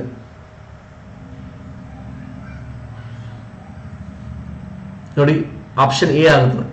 ಬಾಬರ್ ಆಳ್ವಿಕೆ ಮಾಡ್ತಾನೆ 1526ರಲ್ಲಿ ಮೊದಲ ಪಾಣಿಪತ್ ಕದನ ಆದ ನಂತರ ಬಾಬರ್ ಏನ್ ಮಾಡ್ತಾನೆ, ಭಾರತದಲ್ಲಿ ಮೊಘಲ್ ಸಾಮ್ರಾಜ್ಯವನ್ನು ಸ್ಥಾಪಿಸ್ತಾನೆ. ಇವನ್ ಮಗ ನೆಕ್ಸ್ಟ್ ಹುಮಾಯೂನ್ ಆಳ್ತಾನೆ, ಹುಮಾಯೂನ್ ಮಗ ಅಕ್ಬರ್ ಆಳ್ತಾನೆ, ಅಕ್ಬರ್ನ ಮಗ ಜಹಾಂಗೀರ್, ಹೀಗೆ ಹೋಗುತ್ತೆ. ಕ್ಲಿಯರ್ ಇದೆಯಾ? ಜಹಾಂಗೀರ್ನ ಮಗ ಮುಂದೆ ಶಹಜಾನ್, ಔರಂಗಜೇಬ್ ಎಲ್ಲ ಬರ್ತಾರೆ. ಏನೇ ಇರಲಿ, ಬಟ್ ಇಲ್ಲಿ ಕೊಟ್ಟಿರೋ ಕರೆಕ್ಟ್ ಸೀಕ್ವೆನ್ಸ್ ಯಾವುದಪ್ಪ ಅಂದ್ರೆ A answer. Okay, A answer. 1916ರಲ್ಲಿ ಮುಸ್ಲಿಂ ಲೀಗ್ ಮತ್ತು ಕಾಂಗ್ರೆಸ್ ಅನ್ನ ಒಂದುಗೂಡಿಸಲು ಮುಖ್ಯ ಪಾತ್ರ ವಹಿಸಿದವರು ಅಂತ ಪ್ರಶ್ನೆ ಇದೆ. 1916ರಲ್ಲಿ ಮುಸ್ಲಿಂ ಲೀಗ್ ಮತ್ತು ಕಾಂಗ್ರೆಸ್ ಅನ್ನ ಒಂದುಗೂಡಿಸಲು ಪ್ರಮುಖ ಪಾತ್ರ ವಹಿಸಿದವರು ಅಂತಂದ್ರೆ ಬಾಲ ಗಂಗಾಧರ್ ತಿಲಕ್ ನೋಡಿ. ಯಾಕಂದ್ರೆ ಈ ಸಂದರ್ಭದಲ್ಲಿ ಲಕ್ನೋ ಕಾಂಗ್ರೆಸ್ ಅಧಿವೇಶನ ನಡೆಯುತ್ತೆ. ಲಕ್ನೋ ಕಾಂಗ್ರೆಸ್ ಅಧಿವೇಶನ, ಓಕೆ, ಅದಕ್ಕೆ ಇವರಿಬ್ಬರ ಮಧ್ಯೆ ಒಂದುಗೂಡಿಸಕ್ಕೆ ಒಂದು ಲಕ್ನೋ ಪ್ಯಾಕ್ಟ್, ಲಕ್ನೋ ಒಪ್ಪಂದ ಅಂತನೂ ಆಗುತ್ತೆ, ಲಕ್ನೋ ಒಪ್ಪಂದ. ಆಮೇಲೆ ಈ ಅಧಿವೇಶನದ ಅಧ್ಯಕ್ಷತೆ ವಹಿಸಿಕೊಂಡವರು ಎ ಸಿ ಮಜುಮ್ದಾರ್, ಅಂಬಿಕಾ ಚರಣ್ ಮಜುಮ್ದಾರ್, ಹುಡುಗ ಮತ್ತು ಹುಡುಗಿ ಅಲ್ಲ, ಈ ಅಂಬಿಕಾ ಚರಣ್, ಎ ಸಿ ಮಜುಮ್ದಾರ್ ಅಂತ ನೆನ್ಪಿಟ್ಕೊಳ್ಳಿ. ಎ ಸಿ ಮಜುಮ್ದಾರ್ ಇದರ ಅಧ್ಯಕ್ಷತೆ ವಹಿಸಿಕೊಂಡಿದ್ರು. ಆಮೇಲೆ ಇದೇ ಒಂದು ಅಧಿವೇಶನದಲ್ಲಿ ಮಂದಗಾಮಿಗಳು ಮತ್ತು ತೀವ್ರಗಾಮಿಗಳು ಒಂದಾಗ್ತಾರೆ. ಓಕೆ, ಒಂದಾಗ್ತಾರೆ, ಅವ್ರ ಮಧ್ಯೆ ಯಾವುದು ಒಪ್ಪಂದ ಇರಲ್ಲ. ಒಪ್ಪಂದ ಏನಿದ್ರು ಮುಸ್ಲಿಂ ಲೀಗ್ ಮತ್ತು ಕಾಂಗ್ರೆಸ್ ಮಧ್ಯೆ ಮಾತ್ರ ಒಪ್ಪಂದ. ಇಲ್ಲಿ ಮಂದಗಾಮಿಗಳು ತೀವ್ರಗಾಮಿಗಳು ಮತ್ತೆ ಒಂದಾಗ್ತಾರೆ. ಯಾಕಂದ್ರೆ ಸೂರತ್ ಅಧಿವೇಶನದಲ್ಲಿ 1907ರ ಸೂರತ್ ಅಧಿವೇಶನದಲ್ಲಿ ಹೊಡೆದಾಡಿತು, ಈಗ ಮತ್ತೆ ಒಂದಾಗ್ತಾರೆ ಅಷ್ಟೇ. ಇವು ನೆನ್ಪಿಟ್ಕೊಳ್ಳಿ, very very important.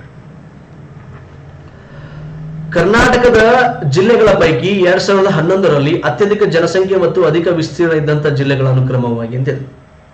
So first ನೀವೇನು ಹುಡುಕ್ಬೇಕು, ಅತಿ ಹೆಚ್ಚು ಜನಸಂಖ್ಯೆ ಹೊಂದಿರುವ ಜಿಲ್ಲೆ ಯಾವುದಂತ ಹುಡುಕ್ಬೇಕು. ಆಮೇಲೆ ವಿಸ್ತೀರ್ಣದಲ್ಲಿ ಅತಿ ದೊಡ್ಡ ಜಿಲ್ಲೆ ಯಾವುದಂದ್ರೆ ಬೆಂಗಳೂರು ನಗರ ಮತ್ತು ಬೆಳಗಾವಿ. ನೋಡಿ, ಬೆಂಗಳೂರು ನಗರದಲ್ಲಿ ಅತಿ ಹೆಚ್ಚು ಜನಸಂಖ್ಯೆ ಇದೆ, ಬೆಳಗಾವಿ ವಿಸ್ತೀರ್ಣದಲ್ಲಿ ಅತಿ ದೊಡ್ಡದಿದೆ. ಓಕೆ,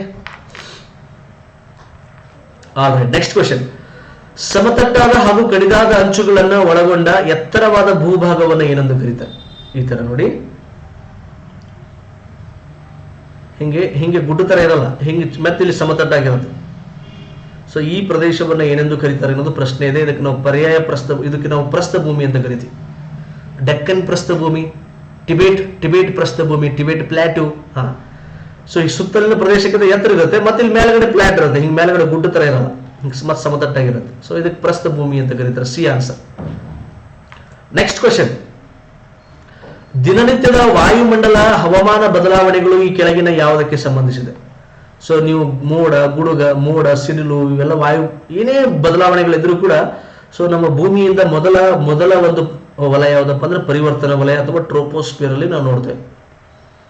ಟ್ರೋಪೋಸ್ಪಿಯರ್ ಅಥವಾ ಪರಿವರ್ತನಾ ಮಂಡಲ, ಸಿ ಆನ್ಸರ್. ಓಕೆ, ನೆನ್ಪಿಟ್ಕೊಳ್ಳಿ, ವೆರಿ ವೆರಿ ಇಂಪಾರ್ಟೆಂಟ್. ಗ್ರೀನ್ವಿಚ್ ಮೂಲಕ ಹಾದು ಹೋಗುವ 0 ಡಿಗ್ರಿ ರೇಖಾಂಶವನ್ನ ಏನೆಂದು ಕರೀತಾರೆ? ಗ್ರೀನ್ವಿಚ್ ಮೂಲಕ ಹಾದು ಹೋಗುವ 0 ಡಿಗ್ರಿ ರೇಖಾಂಶವನ್ನ ಏನೆಂದು ಕರೆಯುತ್ತಾರೆ ಅಂತ ಪ್ರಶ್ನೆ.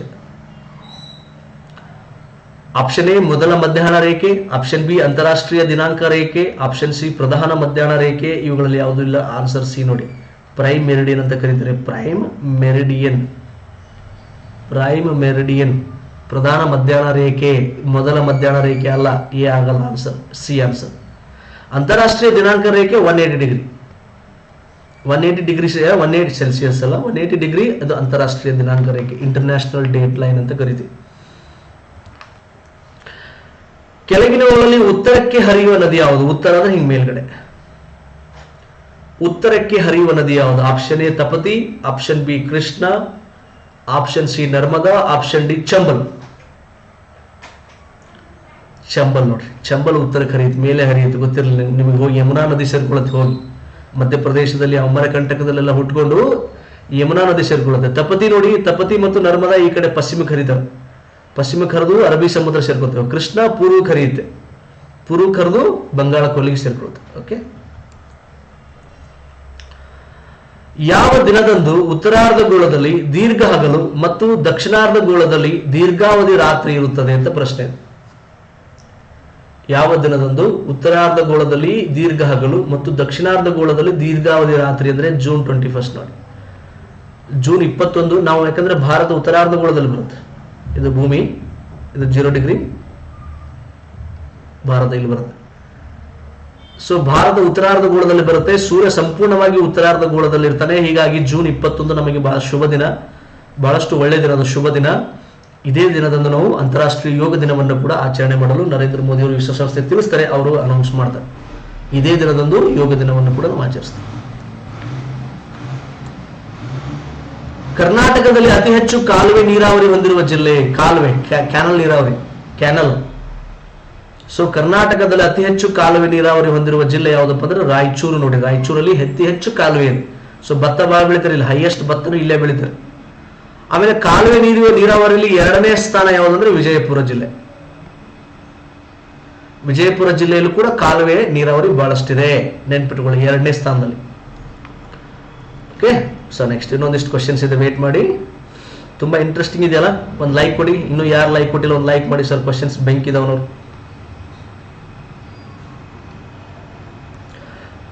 ಕೊಟ್ಟರೆ ಒಂದು ಲೈಕ್ ಮಾಡಿದ್ರಿ. ಓಕೆ, ನೆಕ್ಸ್ಟ್ ಕ್ವಶನ್ ಹೋಗೋಣ.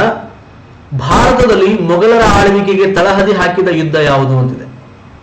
ಮೊಘಲರ ಆಳ್ವಿಕೆಗೆ ತಳಹದಿ ಹಾಕಿದ ಯುದ್ಧ, ನಾನು ಜಸ್ಟ್ ಹಿಂದೆ ಹೇಳಿದೆ, ಯಾವುದೋ ಒಂದು ಪ್ರಶ್ನೆಗೆ ಎಕ್ಸ್ಪ್ಲನೇಷನ್ ಮಾಡ್ಬೇಕಾದ್ರೆ ನಾನು ಹೇಳಿದ್ದೆ. ಇಲ್ಲಿ ಉತ್ತರ ನೋಡಿ ಯಾವ್ದಾಗುತ್ತಂದ್ರೆ ಪಾನಿಪತ್ ಕದನ ಆಗುತ್ತೆ 1526.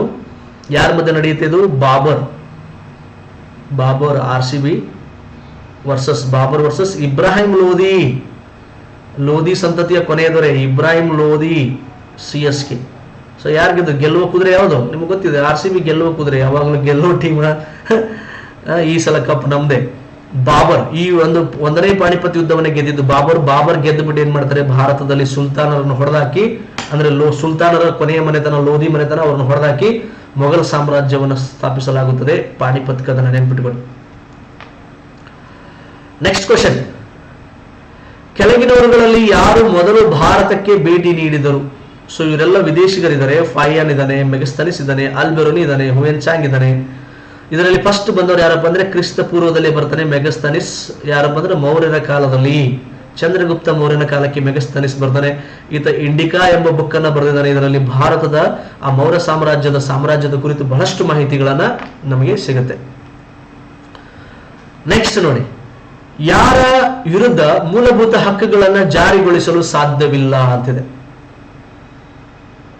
ಸೊ ಇಲ್ಲಿ ಖಾಸಗಿ ವ್ಯಕ್ತಿಗಳು ಬರುತ್ತೆ, ಡಿ ಆನ್ಸರ್ ಬರುತ್ತೆ. ಹೆಂಗೆ ಅಂತ ಕೇಳಿ, ಈಗ ನೀವು PSI ಫಿಸಿಕಲ್ ಹೋಗಿರ್ತೀರಾ ಅಥವಾ PC ಫಿಸಿಕಲ್ ಹೋಗಿರ್ತೀರಾ, ಹೋದಾಗ ನಿಮಗಲ್ಲಿ PSI ಇರ್ಬೋದು, ಅಲ್ಲಿ DYSP ಇರ್ಬೋದು, ಯಾರೋ ಒಬ್ಬ ಪೊಲೀಸ್ ಅಧಿಕಾರಿ ನಿಮ್ಮನ್ನ ಹೈಟ್ ಇಲ್ಲ ಅಂತ ತೆಗೆದು ಹಾಕ್ಬೋದು, ನಿಮ್ಮನ್ನ ನೀವು ರನ್ನಿಂಗ್ ಮಾಡಿಲ್ಲ ಅಂತ ತೆಗೆದು ಹಾಕ್ಬೋದು, ನಿಮ್ದು ಚೆಸ್ಟ್ ಇಲ್ಲ ಅಂತ ತೆಗೆದು ಹಾಕ್ಬೋದು, ಏನೋ ನೀವು ಲಾಂಗ್ ಜಂಪ್ ಮಾಡಿಲ್ಲ ಅಂತ ನಿಮ್ಮನ್ನ ತೆಗೆದು ಬಿಸಾಕ್ಬೋದು, ನಡಿ ಮನೆಗಂತೇಳಿ. ಆದ್ರೆ ನಿಮ್ಮ ಜಾತಿ ನೋಡಿ ನಿಮ್ಮನ್ನ ತೆಗೆದ್ರೆ, ನಿಮ್ಮ ಧರ್ಮದ ಆಧಾರದ ಮೇಲೆ ನಿಮಗೆ ಭೇದ ಭಾವ ಮಾಡಿದ್ರೆ, ಲಿಂಗದ ಆಧಾರದ ಮೇಲೆ ಭೇದ ಭಾವ ಮಾಡಿದ್ರೆ ಅದು ಮೂಲಭೂತ ಹಕ್ಕುಗಳ ಉಲ್ಲಂಘನೆ ಆಗುತ್ತೆ. ಆವಾಗ ಅಧಿಕಾರಿ ವಿರುದ್ಧ ನೀವು ಕೋರ್ಟ್ಗೆ ಹೋಗ್ಬೋದು. ಯಾಕಂದ್ರೆ ಒಬ್ಬ PSI ಒಬ್ಬ PC ಅಲ್ಲಿ ಕೆಲಸ ಮಾಡೋ ಪೊಲೀಸ್ ಅಧಿಕಾರಿ ಸರ್ಕಾರಿ ವ್ಯಕ್ತಿ, ಅರ್ಥ ಆಯ್ತಾ? ಸೊ ಸರ್ಕಾರಿ ವ್ಯಕ್ತಿಗಳಿಗೆ ಇಲ್ಲಿ ಮುನ್ಸಿಪಾಲಿಟಿ, ರಾಜ್ಯ ಸರ್ಕಾರ, ಕೇಂದ್ರ ಸರ್ಕಾರ, ಸರ್ಕಾರದ ಒಂದು ಭಾಗ ಆಗಿರ್ಬೇಕು. ಅವರ ವಿರುದ್ಧ ಮಾತ್ರ ನೀವು ಮೂಲಭೂತ ಹಕ್ಕುಗಳನ್ನು ಚಲಾಯಿಸಬಹುದು. ಖಾಸಗಿ ವ್ಯಕ್ತಿಗಳಿಗೆ ಇದು ಸಂಬಂಧ ಪಡುವುದಿಲ್ಲ. ನೀವೊಂದು ಯಾವುದೋ ಖಾಸಗಿ ಕಂಪನಿ ಹೋಗಿರ್ತೀರಾ, ಖಾಸಗಿ ಕಂಪನಿ ಹೋದಾಗ ಅವನು ನೀವು ಹೆಣ್ಮಕ್ಳು ಅಥವಾ ನೀವು ಈ ತರ ನಾನು ನಿಮ್ಗೆ ತೋಳಲ್ಲ ಅಂತ ಹೇಳ್ಬೋದು. ಯಾಕಂದ್ರೆ ಅವ್ನು ಹೇಳಿದ್ರಲ್ಲಿ ಅಲ್ಲಿ ಅವನಿಗೆ ಯಾವುದೇ ಮೂಲಭೂತ ಹಕ್ಕುಗಳು ಸಂಬಂಧ ಪಡುವುದಿಲ್ಲ. ಖಾಸಗಿ ಕಂಪನಿಗಳಿಗೆ ಸಂಬಂಧ ಪಡುವುದಿಲ್ಲ ಅಂತ ಅರ್ಥ. ಖಾಸಗಿ ವ್ಯಕ್ತಿಗಳಿಗೆ ಇದು ಸಂಬಂಧ ಪಡುವುದಿಲ್ಲ. ಅರ್ಥ ಆಯ್ತಾ? ಇದು ನನ್ನ ಮನೆ ಅಂದ ಮೇಲೆ ನಾನು ನಿನಗೆ ಸೇರಿಸ್ಕೊಳ್ಳಲ್ಲ, ನೀ ಹೆಣ್ಮಗಳಿದ್ದೀನಿ ಯಾರು ಇದು ಏನೋ ಒಂದು ಭೇದ ಭಾವ ಮಾಡಿ ಸೇರಿಸ್ಕೊಂಡಿಲ್ಲ ಅಂದ್ರೆ ನಾನೊಬ್ಬ ಪ್ರೈವೇಟ್ ಪರ್ಸನ್, ಅದು ನನಗೆ ಮೂಲಭೂತ ಹಕ್ಕುಗಳ ಉಲ್ಲಂಘನೆ ಆಗುವುದಿಲ್ಲ, ಅದನ್ನು ಸಂಬಂಧಪಡುವುದಿಲ್ಲ. ಕ್ಲಿಯರ್ ಇದೆ? ನಾನು ಇಷ್ಟ ಅದು, ನಾನು ಯಾರಿಗೂ ಮನೆಗೆ ಬಿಟ್ಕೊಡಲ್ಲ, ನಿನಗೂ ಬಿಟ್ಕೊಡಲ್ಲ ಮನೆಗೆ. ಹೀಗೆ ಮಹಮ್ಮದ್ ಘೋರಿಯು ಪೃಥ್ವಿರಾಜ್ ಚೌಹಾಣನನ್ನ ಯಾವ ಯುದ್ಧದಲ್ಲಿ ಸೋಲಿಸಿದನು ಅಂತ ಪ್ರಶ್ನೆ. ಮಹಮ್ಮದ್ ಘೋರಿಯು ಪೃಥ್ವಿರಾಜ್ ಚೌಹಾಣನನ್ನ ಯಾವ ಯುದ್ಧದಲ್ಲಿ ಸೋಲಿಸಿದನು ಅಂದ್ರೆ ಎರಡನೇ ತರಾಯಿನಿದ್ದ ನೋಡಿ, 1191. ಆಕ್ಚುಲಿ ನಿಮ್ಗೆ ಗೊತ್ತಿರಲಿ, 1192. 1191ರಲ್ಲಿ ಮೊದಲನೇ ಏನಾಗುತ್ತೆ, ತೆರಾಯಿನಿದ್ದಾಗುತ್ತೆ. ಮೊದಲನೇ ತೆರಾಯಿನಿದ್ದಾಗುತ್ತೆ. ಈ ಸೇಮ್ ಇವರಿಬ್ಬರ ಮಧ್ಯೆ ಫಸ್ಟ್ ತೆರಾಯಿನಿದ್ದದಲ್ಲಿ ಪೃಥ್ವಿರಾಜ್ ಚೌಹಾಣ್ ಗೆದ್ದು ಬಿಡ್ತಾನೆ. ಗೆದ್ದಾಗ ಏನಾಗುತ್ತೆ, ಮಹಮ್ಮದ್ ಘೋರಿ ಶರಣಾಗತಿ ಆಗ್ಬಿಡ್ತಾನೆ. ನಾನು ಸೋತೆ, ತಪ್ಪಾಯ್ತು ಅಂತೇಳಿ ಶರಣಾಗತಿ ಆದಾಗ ಪೃಥ್ವಿರಾಜ್ ಚೌಹಾಣ್ ಏನ್ ಮಾಡ್ಬಿಡ್ತಾನೆ, ಬಿಟ್ಟು ಕಳಿಸ್ಬಿಡ್ತಾರೆ. ಹೋಗಿ ಬದುಕು ಕಿಸವಾಯಿ ಕೋಡಿ, ನೀವು ಬದುಕು ಹೋಗೋದು ಬಿಟ್ಟು ಬಿಡ್ತಾನೆ. ಇದು ತಪ್ಪು. ಶತ್ರುವನ್ನ ಪೂರ್ತಿ ಸಾಯಿಸ್ಬೇಕು ಒಂದು, ಇಲ್ಲ ಪೂರ್ತಿ ಒಳಗೆ ಹಾಕೋಬೇಕು ಒಂದು, ಅರ್ಧಂಬರ್ಧ ಬಿಡಂಗಿಲ್ಲ. ನೀವು ಅವ್ರ ಜೊತೆ ಫ್ರೆಂಡ್ಶಿಪ್ ಮಾಡಬೇಕು ಒಂದು, ಇಲ್ಲ ಅವ್ರು ಹೊಡೆದು ಹಾಕ್ಬೇಕು ಒಂದು.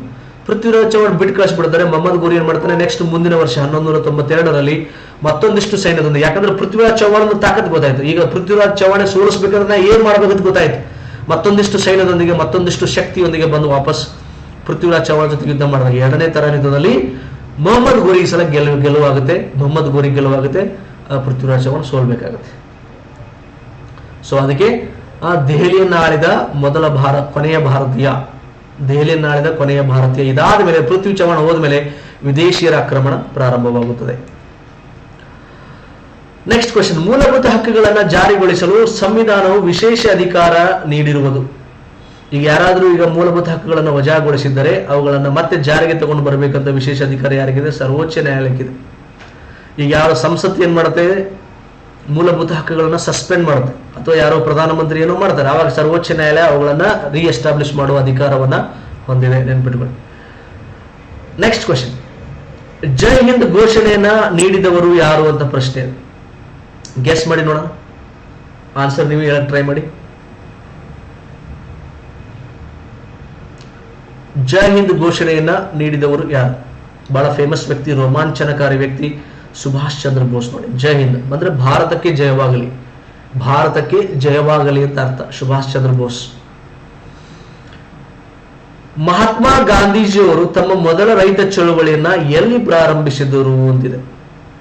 ನೋಡೋಣ, ಆನ್ಸರ್ ಗೆಸ್ ಮಾಡಿ, ಮನಸ್ಸಿನಾಗ ನೀವು ಗೆಸ್ ಮಾಡ್ಕೊಂಡಿರಿ. ತಮ್ಮ ಮೊದಲ ರೈತ ಚಳುವಳಿಯನ್ನ ಎಲ್ಲಿ ಪ್ರಾರಂಭಿಸಿದರು ಅಂತಿದೆ. ಚಂಪಾರಣೆ ನೋಡಿ, ಬಿಹಾರದಲ್ಲಿ ಬರುತ್ತೆ, 1917. 1915ರಲ್ಲಿ ಮಹಾತ್ಮ ಗಾಂಧೀಜಿ ಭಾರತಕ್ಕೆ ವಾಪಸ್ ಬರ್ತಾರೆ ದಕ್ಷಿಣ ಆಫ್ರಿಕಾದಿಂದ. ಬಂದು 1 ವರ್ಷಗಳ ಕಾಲ ಭಾರತದ ಪ್ರವಾಸ ಮಾಡ್ತಾರೆ. ಅದಾದ್ಮೇಲೆ 1917ರಲ್ಲಿ ಇಲ್ಲಿ ಬಿಹಾರದಲ್ಲಿ ರೈತರ ಚಳುವಳಿ ನಡೆದಿರುತ್ತೆ. ರೈತರ ಚಳುವಳಿ ಯಾವ ವಿಷಯಕ್ಕೆ? ಅಲ್ಲಿ ಇಂಡಿಗೋ ಬೆಳೆ ಅಥವಾ ನೀಲಿ ಬೆಳೆಯನ್ನ ಬೆಳಿಬೇಕು ಅಂತ ಬ್ರಿಟಿಷರು ಒತ್ತಾಯ ಮಾಡಿರ್ತಾರೆ. ಎಷ್ಟು? 320th. ನಿಮ್ದು 20 ಎಕರೆ ಇದ್ರೆ ಅದರಲ್ಲಿ 3 ಎಕರೆ ಇಂಡಿಗೋ ಬೆಳೆ ಬೆಳಿಲೇಬೇಕಂತ ಕಡ್ಡಾಯ ಇರುತ್ತೆ. ಸೊ 320th ಇರುತ್ತೆ. ಇದರ ವಿರುದ್ಧ ಹೋರಾಟ ಮಾಡಲು, ಈ ಒಂದು ಕಾನೂನಿನ ವಿರುದ್ಧ ಹೋರಾಟ ಮಾಡಲು ರೈತರು ಹೋರಾಟ ಮಾಡ್ತಿರ್ತಾರೆ. ಅವಾಗ ಇವರು ಕೂಡ, ಗಾಂಧೀಜಿ ಕೂಡ ಜಾಯಿನ್ ಆಗ್ತಾರೆ. ಅವಾಗ ಹೋರಾಟ ಯಶಸ್ವಿ ಆಗುತ್ತೆ, ಈ ಕಾನೂನನ್ನ ತೆಗೆದುಹಾಕ್ತಾರೆ. ತೀನ್ ಕತಿಯಾ ಅಂತ ಕರೀತಾರೆ, ತೀನ್ ಕತಿಯಾ ಅಂತ ಕರೀತಾರೆ. ಯಾವ ವರ್ಷದ ಜನವರಿ 26ರಂದು ಭಾರತದ ಸ್ವಾತಂತ್ರ್ಯ ದಿನ ಎಂದು ಆಚರಣೆ ಮಾಡಲಾಗಿತ್ತು? ನವಮಿ ಬ್ರಿಟಿಷರ ಆಳ್ವಿಕೆಯ ಸಂದರ್ಭದಲ್ಲಿಯೇ ಜನವರಿ 26ರಂದು ನಾವು ಭಾರತ ಸ್ವಾತಂತ್ರ್ಯ ದಿನ ಸಿಕ್ತು ಅಂತ ಆಚರಣೆ ಮಾಡಿರ್ತೀವಿ. ಯಾವ ವರ್ಷ ಅಂದ್ರೆ 1930 ಜನವರಿ 26ರಂದು ನಾವು ಸೆಲೆಬ್ರೇಟ್ ಮಾಡಿರ್ತೀವಿ. ಅದು ರಾವಿ ನದಿಯ ತೀರದಲ್ಲಿ ಲಾಹೋರ್ ಅಧಿವೇಶನದ ನಂತರ ರಾವಿ ನದಿಯ ತೀರದಲ್ಲಿ ಇದನ್ನ ನಾವು ಘೋಷಣೆ ಮಾಡಿದ್ವಿ. ಆದ್ರೆ ನಮಗೆ ಸ್ವತಂತ್ರ ಸಿಗಲ್ಲ. ಹೀಗಾಗಿ ಮುಂದೆ ಜನವರಿ 26ರಂದೇ ಭಾರತ ಗಣರಾಜ್ಯವನ್ನಾಗಿ ಮಾಡಬೇಕು ಅಂತ ಫಿಕ್ಸ್ ಮಾಡ್ತಾರೆ. ನಮ್ಮ ದೇಶ ಗಣರಾಜ್ಯ ಜನವರಿ 26ರಂದೇ ಆಗ್ಬೇಕು, ಯಾಕಂದ್ರೆ ಇದರ ನೆನಪಿಗಾಗಿ ಅಂತ. ನೆಕ್ಸ್ಟ್ ಕ್ವೆಶ್ಚನ್, 1798ರಲ್ಲಿ ವೆಲ್ಲೆಸ್ಲಿಯ ಸಹಾಯಕ ಪದ್ಧತಿಯನ್ನ ಒಪ್ಪಿಕೊಂಡ ಭಾರತೀಯ ರಾಜ ಯಾರು ಅಂತಿದೆ. ಯಾಕಂದ್ರೆ ಮೊಟ್ಟ ಮೊದಲ ಬಾರಿಗೆ ಸಹಾಯಕ ಸೈನ್ಯ ಪದ್ಧತಿ ತಗೊಂಡು ಬಂದಿದ್ದು ವೆಲ್ಲೆಸ್ಲಿ. ಅದನ್ನು ಮೊದಲಿಗೆ ಒಪ್ಪಿಕೊಂಡವರು ಹೈದರಾಬಾದಿನ ನಿಜಾಮ. ಸಿ ಆನ್ಸರ್, ನೆನ್ಪಿಟ್ಟುಕೊಳ್ಳಿ. ಇದನ್ನು ವಿರೋಧಿಸಿದ ಏಕೈಕ ಭಾರತೀಯ ರಾಜ ಯಾರು ಅಂತ ಕೇಳಿದ ಕ್ವಶನ್.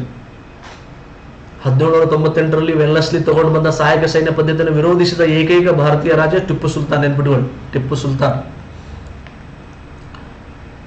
ಪ್ರಜೆಗಳಲ್ಲಿ ದೇಶಾಭಿಮಾನ ಮೂಡಿಸಲು ಲೋಕಮಾನ್ಯ ತಿಲಕರು ಮರಾಠ ಮತ್ತು ಕೇಸರಿ ಹೆಸರಿನ ವಾರ್ತಾ ಪತ್ರಿಕೆಗಳನ್ನು ಆರಂಭಿಸಿದ್ದರು. ಹಾಗಾದರೆ ಮರಾಠ ಪತ್ರಿಕೆ ಯಾವ ಭಾಷೆಯಲ್ಲಿ ಪ್ರಕಟಗೊಂಡಿತ್ತು? ಸೊ ಇಲ್ಲಿ ಮರಾಠ ಪತ್ರಿಕೆ ಇದೆ. ಮರಾಠ ಅನ್ನೋದು ಇಂಗ್ಲಿಷ್ ಭಾಷೆಯಲ್ಲಿತ್ತು, ನೆನ್ಪಿಟ್ಕೊಳ್ಳಿ ಸಿ ಆನ್ಸರು. ಆಮೇಲೆ ಕೇಸರಿ ಅನ್ನೋದು ಮರಾಠಿ ಭಾಷೆಯಲ್ಲಿತ್ತು. ಓಕೆ, ಮರಾಠ ಪತ್ರಿಕೆ ಇಂಗ್ಲಿಷ್ ಭಾಷೆಯಲ್ಲಿ, ಕೇಸರಿ ಪತ್ರಿಕೆ ಮರಾಠಿ ಭಾಷೆ. ಪಟೇಟಿ ಇದು ಯಾರ ಹಬ್ಬ? ಪಟೇಟಿ ಇದು ಯಾರ ಹಬ್ಬ ಅಂದ್ರೆ ಯಾರಪ್ಪ ಅಂದ್ರೆ ಪಾರ್ಸಿಗಳು. ನಮ್ಮ ದೇಶದಲ್ಲಿ ಬಹಳ ಶ್ರೀಮಂತ ಸಮುದಾಯ, ಬಹಳ ಕಮ್ಮಿ ಜನಸಂಖ್ಯೆ ಇದೆ, ಒಂದು 0.2%, 0.2% ಪಾಪ್ಯುಲೇಷನ್ ಇದೆ. ಈಗ ಟಾಟಾ, ಸ್ಮೃತಿ ಇರಾನಿ ಇವರೆಲ್ಲ ಪಾರ್ಸಿ ಸಮುದಾಯ. ಪಟೇಟಿ ಅವರ ಹಬ್ಬ ನೋಡಿ, ಡಿ ಆನ್ಸರ್. ವಜ್ರದ ಮೂಲ ವಸ್ತು ಯಾವುದು ಅಂತಿದೆ, ಬಹಳ ಸರಳ ಪ್ರಶ್ನೆ ಇದೆ. ನೀವೆಲ್ಲ ಹೈಸ್ಕೂಲ್ ಅಥವಾ ಪ್ರೈಮರಿ ಸ್ಕೂಲಲ್ಲಿ ಓದಿರ್ತೀರಾ. ಕಾರ್ಬನ್. ವಜ್ರದ ಮೂಲ ವಸ್ತು ಯಾವುದು? ಕಾರ್ಬನ್, ನೆನ್ಪಿಟ್ಕೊಳ್ಳಿ. ಈ ಕೆಳಗಿನವುಗಳಲ್ಲಿ ಯಾವುದು ಸಂವಿಧಾನದ ಮೂಲ ಗುಣಲಕ್ಷಣವಲ್ಲ? ಟ್ರೈ ಮಾಡಿ, ಆನ್ಸರ್ ಮಾಡಿ. ಸಂವಿಧಾನದ ಮೂಲ ಗುಣಲಕ್ಷಣವಲ್ಲ.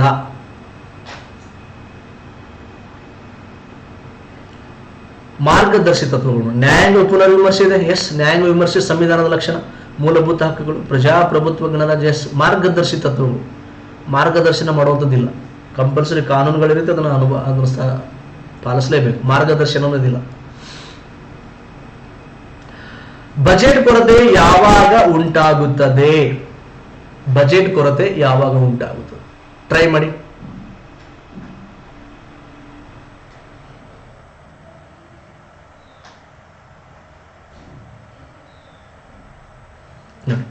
ಸೊ ಇಲ್ಲಿ ಕೊಟ್ಟಿರುವ ಪ್ರಶ್ನೆಗೆ ಉತ್ತರ ಎ ಆಗುತ್ತೆ ನೋಡಿ. ಸಮಗ್ರ ವೆಚ್ಚವು ಸಮಗ್ರ ಆದಾಯಕ್ಕಿಂತ ಹೆಚ್ಚಾದಾಗ. ನಿಮ್ದು ತಿಂಗಳ ಸ್ಯಾಲರಿ 30,000, ಆದ್ರೆ ಅದೇ ತಿಂಗಳು ನಿಮ್ದು ಖರ್ಚು 40,000. ಫುಲ್ ಹೈ ಲೆವೆಲ್ ಜೀವನ ಮಾಡ್ತಿರ್ತೀರ. ಮನೆಗೆ AC, ಕಾರು ಎಲ್ಲ ಇರ್ತವೆ. ನೀವು ತಿಂಗಳು 30,000 ದುಡಿತಾ ಇದ್ರೆ ಅದ್ರ ಖರ್ಚು 40,000 ಇದೆ. ಸೊ ಇಲ್ಲಿ 10,000 ರೂಪಾಯಿ ಕೊರತೆ ಆಯ್ತಾ? ಇದಕ್ಕೆ ನಾವು ಬಜೆಟ್ ಕೊರತೆ ಅಂತ ಕರಿತೀವಿ. ಓಕೆ, ಡೆಫಿಸಿಟ್ ಅಂತ ಕರಿತೀವಿ. ಡೆಫಿಸಿಟ್. A answer. ಈ ಕೆಳಗಿನ ಯಾವ ರಿಟ್ನ ಅಕ್ಷರಶಾರ್ಥ ನಾವು ಆಜ್ಞಾಪಿಸಿದ್ದೇವೆ? V command. ಟ್ರೈ ಮಾಡಿ. ಇದು ಗ್ಯಾರಂಟಿ ಕ್ವಶನ್ ನೋಡ್ರಿ. ಇದು ಜೇಬಲ್ ಇಟ್ಕೊಂಡ್ಬಿಡ್ರಿ. ಇದ್ಮೇಲೆ ಗ್ಯಾರಂಟಿ ಕ್ವಶನ್ ಬರ್ತದೆ. ಮ್ಯಾಂಡಮಸ್ ಮೇಲೆ ಬರ್ತದೆ, ಹೇಬಿಯಸ್ ಕಾರ್ಪಸ್, ಕೋವೆಂಟ್, ಸೆರ್ಶೂರರಿ, ಇದ್ಮೇಲೆ ಗ್ಯಾರಂಟಿ ಬರ್ತದೆ. ಇಲ್ಲಿ ಕೊಟ್ಟಿರುವ ಪ್ರಶ್ನೆಗೆ ಉತ್ತರ ನೋಡಿ, ಎ ಮ್ಯಾಂಡಮಸ್. ಓಕೆ, ಭಾರತ ಸರ್ಕಾರವು 2018ರಲ್ಲಿ ವಿಶ್ವದ ಅತಿದೊಡ್ಡ ಸರ್ಕಾರಿ ಪ್ರಾಯೋಜಿತ ಆರೋಗ್ಯ ವಿಮಾ ಯೋಜನೆಯೊಂದನ್ನು ಜಾರಿಗೊಳಿಸಿತು. ಆ ಯೋಜನೆಯ ಹೆಸರೇನು ಅಂತಿದೆ? ಅತಿ ದೊಡ್ಡ ಸರ್ಕಾರಿ ಪ್ರಾಯೋಜಿತ ಆರೋಗ್ಯ ವಿಮಾ, ಹೆಲ್ತ್ ಇನ್ಶೂರೆನ್ಸ್. ಗೆಸ್ ಮಾಡಿದ್ರೆ ಆನ್ಸರ್ ಆಯುಷ್ಮಾನ್ ಭಾರತ್ ನೋಡಿ. ಸುಮಾರು 50 ಕೋಟಿ ಜನಸಂಖ್ಯೆಯನ್ನು ಕವರ್ ಮಾಡುವಂಥದ್ದು. ಅಂದ್ರೆ 10 ಕೋಟಿ ಕುಟುಂಬಗಳು, 10 ಕೋಟಿ ಕುಟುಂಬ, ಒಂದು ಕುಟುಂಬಕ್ಕೆ 5 ಜನ ಅಂತ ಕೌಂಟ್ ಮಾಡಿದ್ರೆ 50 ಕೋಟಿ ಜನಸಂಖ್ಯೆಯನ್ನು ಕವರ್ ಮಾಡುತ್ತೆ. 50 ಕೋಟಿ ಜನಸಂಖ್ಯೆಗೆ ಹೆಲ್ತ್ ಇನ್ಶೂರೆನ್ಸ್. ಅದು ಪ್ರತಿ ವರ್ಷಕ್ಕೆ 5 ಲಕ್ಷ ರೂಪಾಯಿ. ಒಂದು ಕುಟುಂಬಕ್ಕೆ 5 ಲಕ್ಷ ರೂಪಾಯಿ ಪ್ರತಿ ವರ್ಷಕ್ಕೆ. ಸೊ ಇದು ಜಗತ್ತಿನ ಅತಿ ದೊಡ್ಡ ಆರೋಗ್ಯ ವಿಮಾ ಯೋಜನೆ ಅನ್ನೋದು ನಿಮ್ಗೆ ನೆನ್ಪಿಟ್ಕೋಬೇಕು. ಓಕೆ, ನಿಮ್ಮ ಹತ್ರ ಇದೆ ಆಯುಷ್ಮಾನ್ ಭಾರತ್ ಇದ್ರೆ ಎಸ್ ಅಂತ ತಮ್ಸಪ್ ಮೇಲೆ ಇಲ್ಲ, ಎಸ್ ಅಂತ ಟೈಪ್ ಮಾಡಿ. ಎಸ್ ಸರ್, ಒಂದು ಆಯುಷ್ಮಾನ್ ಭಾರತ್ ಕಾರ್ಡ್ ಇದೆ, ಅದ್ರ ಸದುಪಯೋಗ ಪಡಿಸ್ಕೊಳ್ಳಿ. ತುಂಬಾನೇ ಅದು ಉಪಯೋಗ ಆಗುತ್ತೆ ನಿಮಗೆ. ಓಕೆನಾ?